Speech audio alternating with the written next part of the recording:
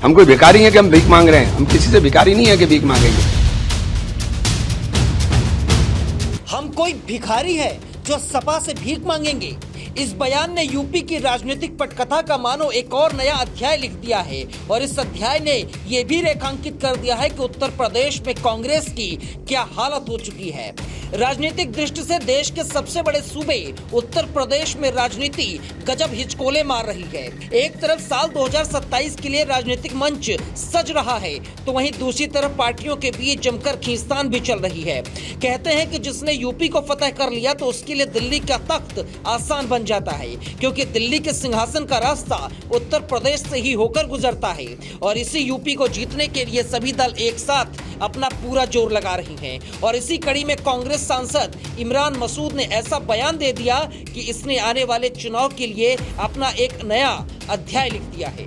कांग्रेस नेता इमरान मसूद ने समाजवादी पार्टी से भीख मांगने से इनकार करते हुए कहा कि कांग्रेस सभी 403 सीटों पर चुनाव लड़ेगी। उन्होंने पिछले गठबंधन के फॉर्मूले को अस्वीकार करते हुए कहा कि कांग्रेस अब सपा के दबाव में नहीं आएगी और अपने कार्यकर्ताओं के सम्मान के लिए लड़ेगी। देखिए, हम लोग अपने संगठन सर्जन के कार्यक्रम पे लगे हुए हैं। हम लोग बूथ लेवल तक अपने संगठन को मजबूत करने में लगे हुए हैं और हमारे जो नेता हैं, हमारे जो कार्यकर्ता हैं, उनकी महत्वाकांक्षाएं, उनकी भी इच्छाएं हैं। राजनीति के अंदर हम उनकी इच्छाओं का दमन नहीं कर सकते, हमें उनकी भी इच्छाओं का सम्मान करना पड़ेगा। तो हम अपने संगठन को मजबूती दे करके, और अगर गठबंधन का फैसला, ये फैसला पार्टी का है कि किस तरह गठबंधन होगा, लेकिन मैं अपने कार्यकर्ताओं के, कांग्रेस के नेताओं के सम्मान के लिए पूरी मजबूती के साथ लड़ाई लड़ूंगा। किस तरीके का आप जो है अलायंस चाहते हैं, क्या फॉर्मूला चाहते हैं और क्या कांग्रेस अपने आप को कैसे देखती हो? नहीं, फॉर्मूला तो पार्टी तय करेगी कि क्या फॉर्मूला होगा, लेकिन जो फॉर्मूला लोकसभा चुनाव में था निश्चित रूप से वो नहीं होगा। लोकसभा चुनाव में किस तरीके का फॉर्मूला आप क्या चाहते, क्या है कि आपकी सीटें? ये तो देखिए, ये तो जो कार्यकर्ताओं की इच्छा है उस सीटों को लेकर क्या है? ये तो फैसला पार्टी करेगी। हम तो अपनी तैयारी में लगे हुए हैं। कार्यकर्ताओं की इच्छा क्या है? सीटों को चुनाव पर लड़ने की इच्छा है, चुनाव लड़ेंगे कार्यकर्ता। लोकतंत्र के अंदर क्या होता है? इच्छाएं, चुनाव लड़ना ही तो होता है। चुनाव लड़ेंगे, हमारे पास नेताओं की कमी थोड़ी ना है। चुनाव लड़ेंगे, सब मजबूती के साथ लड़ेंगे। और सपा से आप चाहेंगे कि सीटें आपको? अब सपा से क्यों चाहूंगा मैं अपनी पार्टी से चाहूंगा। सपा से क्यों चाहेंगे, या सपा से हम क्यों मांगेंगे? हम कोई भिखारी हैं कि हम भीख मांग रहे हैं? हम किसी से भिखारी नहीं है कि भीख मांगेंगे। एक बात तो साफ हो चुकी है कि उत्तर प्रदेश में अपनी राजनीतिक जमीन खो चुकी कांग्रेस अब आईसीयू में है।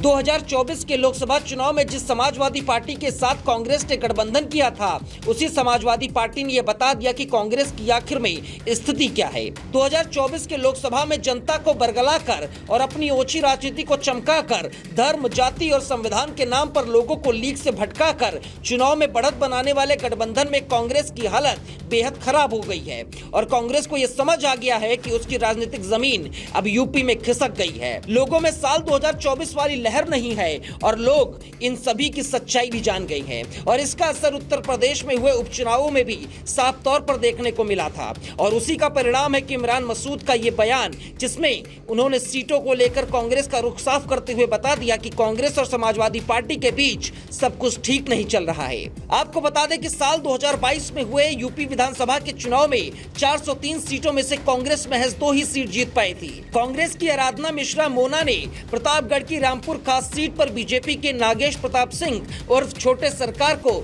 14,741 वोटों से हराया था। तो वहीं कांग्रेस के टिकट पर चुनाव जीतने वाले दूसरे उम्मीदवार वीरेंद्र चौधरी हैं, जिन्होंने महाराजगंज जिले के फरेंदा सीट पर भाजपा के बजरंग बहादुर सिंह को 1,246 वोटों से हराया था। लेकिन यूपी में कांग्रेस का लगातार ग्राफ गिरता ही रहा है और साल 2022 में कांग्रेस 45 साल के अपने न्यूनतम स्तर पर रही। साल 2017 के विधानसभा चुनाव में पार्टी को 7 सीटों पर जीत मिली थी। इससे पहले साल 2012 के विधानसभा चुनाव में कांग्रेस को 28 सीटें मिली थी। 2007 में 22, 2002 में 25, 1996 में 33, 1991 में 46, 1985 के चुनाव में 269, 1980 में 309 और 1977 में 47 सीटें मिली थी। कांग्रेस पार्टी को साल 1985 के बाद उत्तर प्रदेश के किसी भी विधानसभा चुनाव में 50 से ज्यादा सीटें नहीं मिल पाई हैं। इस बार कांग्रेस महासचिव प्रियंका गांधी की अगुवाई में यूपी का चुनाव लड़ा गया था। उन्होंने कहा था, मैं लड़की हूं, लड़ सकती हूं, और इस नारे के जरिए महिला वोटरों को साधने का नया समीकरण तैयार किया था। पार्टी ने 40% महिला कैंडिडेट को टिकट भी दिया था, लेकिन परिणामों से लगता है कि कांग्रेस को इसका भी लाभ नहीं मिल पाया था। कांग्रेस को कुल 2 सीटों पर मिली जीत को भी मिला दें तो कांग्रेस को साल 2022 के चुनाव में महज 2.33% ही वोट मिले थे। यानी कुल मिलाकर उत्तर प्रदेश के चुनाव में कांग्रेस का जो वर्चस्व था, जो छवि थी, जो वोट बैंक था, वो पूरी तरीके से खाली हो चुका है। लेकिन लोकसभा चुनाव में औसत से ऊपर प्रदर्शन के कारण कांग्रेस का जोश हाई जरूर है, लेकिन उस वक्त की स्थिति ये जरूर थी कि कांग्रेस उस समय समाजवादी पार्टी के साथ गठबंधन में चुनाव लड़ी थी। लेकिन अगर कांग्रेस समाजवादी पार्टी से अलग होकर चुनाव लड़ी तो कांग्रेस की जो बची कुची जमीन भी है वो भी जाने की संभावना पूरी तरीके से नजर आती है। राजनीतिक पंडितों की माने तो कांग्रेस का अस्तित्व सिर्फ सपा पर निर्भर है, और इमरान मसूद का इस प्रकार का बयान इंडिया गठबंधन के भविष्य पर भी खतरा जरूर पैदा करता है। लेकिन ये आने वाला वक्त बताएगा कि इंडिया गठबंधन बसता है या फिर 2027 चुनाव इस गठबंधन के लिए अंतिम चुनाव साबित होगा। Bureau report, VK news. VK news, राष्ट्र के नाम।